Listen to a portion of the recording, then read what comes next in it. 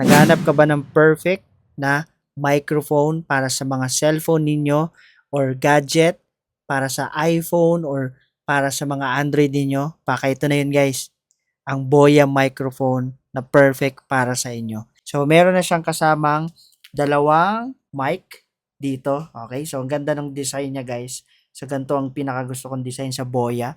Okay, meron na rin siyang kasamang dalawang ganito. At syempre yung charging pin niya, dalawa rin yan. So ang charging niya guys is Type-C na rin siya. Okay, so nandito yung pinaka-mic niya, ayan. At meron jack dyan guys na pwede mo ring kabitan for sure sa mga camera, pwedeng gamitin to. Ito naman, ang binili ko guys yung pang iPhone. Kaya kung mapapansin mo, may kasama siyang isang receiver at dalawang microphone. May pouch na rin siya guys na kasama. So ito guys, yung mic na ginagamit ko, naka-on yung aking Boya. So tatanggalin ko yung mic dyan para marinig nyo kung ano yung boses ko pag hindi ako naka-Boya microphone. Tanggalin natin.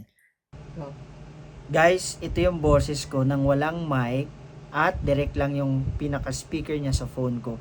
So ayan guys, so hindi siya naka-on. So ito yung boses ko pag walang mic. So imagine mo guys, 'di ba?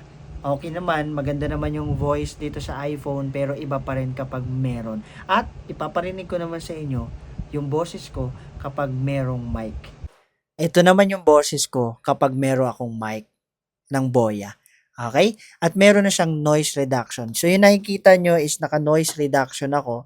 So, color green. So, kapag pinindot ko naman tong nasa kabilang side na button, magiging kulay blue siya. Ito yung walang noise reduction. So, naririnig nyo yung nasa paligid. So, naririnig nyo yung mga ingay-ingay sa paligid. Pero still, naka-mic pa rin ako. So, pag pinindot ko ulit to, noise reduction. Okay? So, kapag hindi naka-noise reduction, guys, ulitin natin, ito naman ang boses ko kapag hindi naka-on ang noise reduction. Kita nyo naman, color blue. So, kapag naka-on yung noise reduction, ito naman yung boses ko kapag naka-on yung noise reduction. So, may volume din dito. So, pag pinindot natin yung plus, ayan o. So, plus, kita nyo naman, dalawang plus, isa pang plus. So, ayan. 'Di ba? So ito yung pinaka-volume natin, ang pinaka 10 volume natin, no? So pwede rin natin bawasan. Bawas tayo. 1 2 3 4 5 6 7 2 3 4 5 6 7 8. So ito yung pinaka highest na volume ng ating microphone. So, yung pinakagusto ko lang dito, magbawas lang tayo ng dalawa.